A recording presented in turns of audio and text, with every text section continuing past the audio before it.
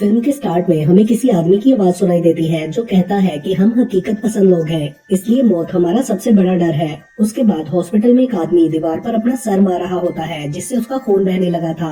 तो doctor nurse को उसके लिए कोई इंजेक्शन लाने का कहता है, मगर तभी कोई उस आदमी को हॉस्पिटल से ले जाता है। पेशेंट को गायब देखकर डॉक्टर नर्स से कहता है कि इस बात को सीक्रेट रखना। उधर जब उस आदमी को होश आता है तो वो एक दायरे में लेटा होता है और पास पड़ा पानी पी लेता है। फिर वो दरिया में तैरता हुआ एक बोट तक पहुंचता है और कहता है कि ये मैं कहाँ आ गया हूँ। उसके बाद हम दो बहनें आया और मीरा को जंगल की तरफ जाता हुआ देखते हैं। आया वहाँ पर मीरा को उसकी कोई खोई हुई चीज दिखाने के लिए ले जाती है और वो खोई हुई चीज थी उनका डॉग फेरी, जो काफी देर पहले गुम गया था और अब वो जंगल में रह रहा था। उसे देखकर वो खुश हो जाती है। उसके बाद हम आया को स्कूल से वापस आते हुए देखते हैं। उनके गांव में कोई मिस्टीरियस सी बीमारी फैल रही थी जिससे बहुत से लोगों की डेथ हो चुकी थी और उनकी माँ भी इस वजह से बीमार थी। बहुत से लोग उस बीमारी की वजह से उस गांव को छोड़कर जा रहे थे। आया की दोस्त उसे एक और स्टूडेंट डेमियन के घर होने वाली पार्टी के बारे में बताती है, क्योंकि वो लोग इस गांव से जा रहे थे। लेकिन आया अपनी माँ की बीमारी की वजह से पार्टी में जाने से मना कर देती है। वो अपनी माँ के लिए बहुत परेशान थी क्योंकि वो कुछ भी खा नहीं रही थी। उसे लगता था कि वो मर जाएंगी, लेकिन वो फिर भी उनके ठीक होने के लिए दुआ कर रही थी। अगले सीन में उनकी माँ अपने एक फैमिली फ्रेंड और प्रीस्ट फादर हरमन से कहती है कि मेरे पर मेरी बेटियों का ख्याल रखना। वो उससे प्रॉमिस करता है कि मैं उनका ख्याल रखूंगा। बाहर जाकर वो आया और मीरा को बताता है कि तुम्हारी माँ ठीक नहीं हो रही, मगर मैं उसके लिए दुआ करूंगा। वो कहता है कि शायद गॉड अब उसे वापस बुलाना चाहते हैं, लेकिन मीरा इस बात से बहुत दुखी होती है। रात को मीरा को ख्वाब आता है कि वो जंगल से होते हुए एक बर्फ से ढके हुए मैदान में पहुंच जाती है। वहाँ उसे जमीन के नीचे बंद अपनी माँ की लाश नजर आती है और फिर अचानक से वो आंखें खोलकर अजीब सी आवाज निकालती है। तभी मीरा की डर कर आंख खुल जाती है। उसके बाद उनकी माँ की डेथ हो जाती है और वो दोनों अब बिल्कुल अकेली रह गई थी। आया कहती है कि माँ को गुड बाय बोलने के बाद हमें अपना घर छोड़ देना चाहिए, क्योंकि अब हम इस गांव में नहीं रह सकते। यहाँ सब लोग बीमार हो रहे हैं। वो अगले दिन वहाँ से जाने का प्लान कर रही थी, लेकिन मीरा जाना नहीं चाहती थी। उसे लगता था कि वहीं रहकर बीमार लोगों के लिए कुछ करना चाहिए। आया सोचती है कि माँ हमें इस बीमारी से बचाना चाहती थी, इसलिए उनकी खातिर मीरा जाने के लिए मान जाएगी। अगले सीन में वो फादर हरमन का कोई लेक्चर सुन रही होती है तो मीरा की तबीयत खराब होने लगती है।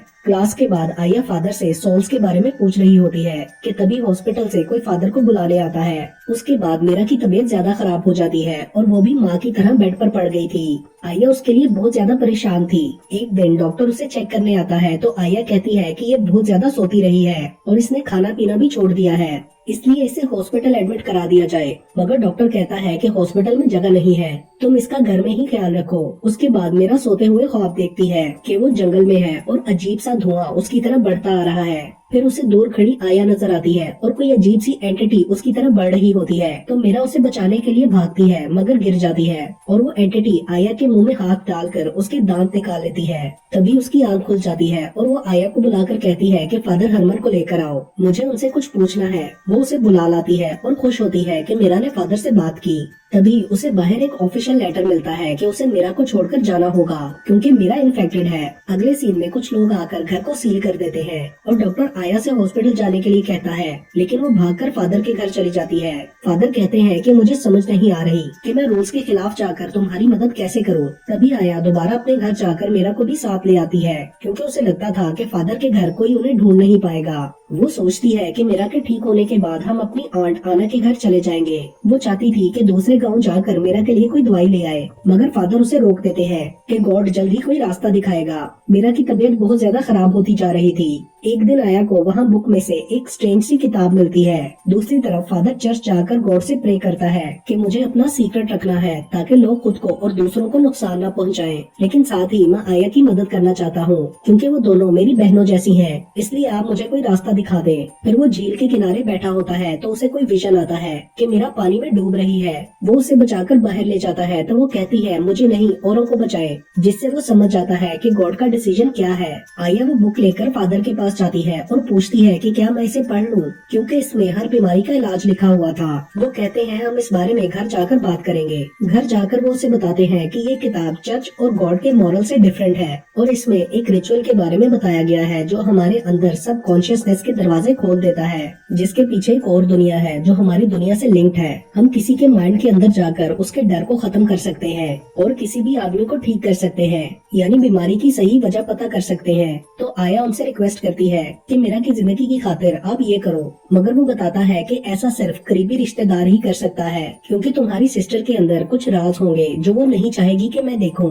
लेकिन मैं तुम्हारी मदद करूंगा कि उससे कैसे कनेक्ट होना है, और इसके लिए तुम्हें उसकी खुशी, डर और परेशानी के सब मोमेंट्स को याद करना होगा। तुम्हें उसकी दुनिया को समझकर उस पर यकीन करना है। आया वो मोमेंट्स याद करके लिख लेती है। फिर फादर रिचुअल के लिए कुछ चीजें बताते हैं और आया को बताते हैं कि तुम्हें बिल्कुल ऐसा लगेगा जैसे तुम सो रही हो। तुम्हें उसकी बीमारी की वजह जानने के लिए बहुत ज्यादा एनर्जी चाहिए, और वो काफी टाइम से बीमार है, तो उसकी दुनिया में बहुत ज्यादा पेन भी होगी, बिल्कुल नाइटमेयर्स की तरह। आया उस कमलानी रिचुअल के बारे में पूछती है। फिर फादर उसे रिचुअल स्टार्ट करने के लिए मीरा के बाल काटने को कहते हैं और वो उसके हेड को शेव करती है। उसके बाद फादर आया का भी हेड शेव करते हैं। रात को कैंडल जलाकर उन दोनों को आमने सामने बिठा देते हैं और उनके गिर्द एक दायरा बनाते हैं। फिर वो मीरा के सर पर कोई निशान बनाकर आया को कुछ पिलाते हैं और फिर आया के सर पर भी निशान बनाकर उसके सर में फैदर घुसाते हैं। उसके बाद आया मीरा के डार्क वर्ल्ड में पहुंच जाती है। पहले उसे बहुत तेज आवाजें आती हैं और फिर आगे उसे एक बेड पर मीरा बंधी हुई नजर आती है। उसकी हालत बहुत खराब थी।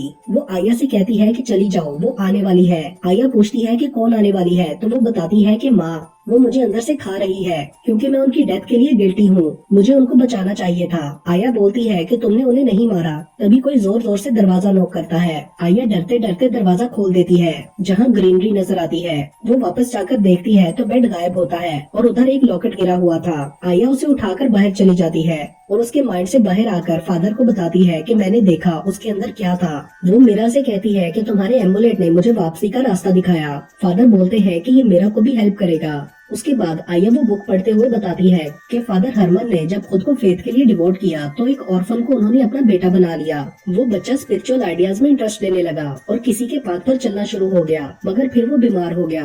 फादर ने उसके लिए बहुत प्रे की, मगर वो फिर भी मर गया और उन्हें अपने फेथ पर डाउट होने लगा। कुछ दिन बाद फादर पहाड़ों पर गए और वहाँ के शमन ने उन्हें कमलानी का बताया। उसके बाद आया को खिड़की से बाहर डॉक्टर आता हुआ नजर आता है और वो फादर से कहती है कि दरवाजा ना खोलना वरना वो हमें फिर से अलग कर देगा। उस रात वो दोबारा मीरा के डार्क वर्ल्ड में जाती है। फादर उससे कहता है कि वहाँ से डरकर भागना मत, चीजों का सामना करना। उधर वो एक मिल में पहुँचती है। पहले उसे एक अजीब सी खौफनाक एंटिटी नजर आती है, मगर वो डरती है तो वो गायब हो जाती है और उसे मीरा दिखाई देती है, जो बताती है कि हमारे सौतेले फादर मुझे अपनी मिल में लाकर मेरे साथ जबरदस्ती करते थे, जिसका माँ को नहीं पता था। वो कहते थे अगर किसी को बताया तो हुक से लटकाकर मार दूंगा। फिर वो उसे बाहर ले जाकर कुछ लोगों को दिखाती है जो आधे जमीन में धंसे होते हैं। वो कहती है कि ये लोग उसकी वजह से खुद को माफ नहीं कर पा रहे। तो आया मीरा से कहती है कि खुद को ब्लेम मत करो, गॉड उसे सजा दे चुका होगा। तभी आया वापस आ जाती है और फादर हरमन कहते हैं कि तुम अभी तक मेन रीजन नहीं ढूंढ पाई हो, इसलिए ये और ज्यादा कमजोर होती जा रही है। इस तरह तुम्हारा वापस आना भी मुश्किल हो जाएगा। वो कहती है कि मैं इसके माइंड में वापस जाऊंगी। फादर बताते हैं कि इसको ठीक करने के लिए तुम्हें इसके सबसे गहरे डर की वजह को मारना होगा, वरना ये मर जाएगी। और फिर आया वापस जाती है तो उसे मीरा घर के पास पियानो बजाती हुई नजर आती है और वो बताती है कि मेरा सबसे बड़ा डर तुम्हें खोने का है। तो आया घर में जाकर खुद को मारने के लिए नाइफ ढूंढने लगती है, क्योंकि फादर ने कहा था कि इसके डर को मारना होगा। आया शीशा तोड़कर कांच से अपनी रिस्ट काट लेती है। बेहोशी में वो देखती है कि फादर रूम में नहीं है और मीरा को भी होश नहीं आया। फिर वो किसी और दुनिया में पहुंच जाती है, जहाँ पर उसे एक आईना मिलता है। बीमारी में मीरा माँ के पास बैठी है और वो उसकी तरफ अजीब सा देखती है, तो आया डरकर आईना फेंक देती है। तभी वहाँ अंधेरा हो जाता है। फिर वो किसी गार में पहुंच जाती है, जहाँ पर फादर हरमन आते हैं और कहते हैं कि तुम सोचोगी मैं रियल में हूँ या इमेजिनेशन में, और बताते हैं कि तुम्हारी बहन मेरे घर में है। तुमने सेल्फ सेक्रीफाइस जैसा प्योर एक्ट किया, इसलिए तुम गॉड की विल से मेरी दुनिया में हो और अब मैं नहीं चाहता कि तुम यहाँ से जाओ। आया को फादर की जगह डिमोनिक एंटिटी नजर आने लगती है। दूर से उसे कोई और लड़का आता हुआ नजर आता है, तो फादर कहता है कि तुम दोनों मेरी वर्ल्ड के एडम और ईव हो। उधर मीरा को होश आता है तो वो देखती है कि आया के साथ वो हॉस्पिटल वाला पेशेंट बेहोशी में लेटा हुआ है और फादर हरमन कोई रिचुअल कर रहे हैं। वो भागकर डॉक्टर को बुलाती है। डॉक्टर आता है तो फादर वहाँ नहीं होता। वो आया को ले जाता है। उसके बाद 1 साल बाद का टाइम दिखाया गया है, जहाँ आया व्हील चेयर पर होती है और मीरा उससे कहती है कि प्लीज वापस आ जाओ। उसके बाद फादर हरमन एक जगह जाते हैं जहाँ बहुत से लोगों की बॉडीज होती हैं और वो कोई रिचुअल करते हैं, और इसके साथ ही ये मूवी यहीं पर खत्म हो जाती है।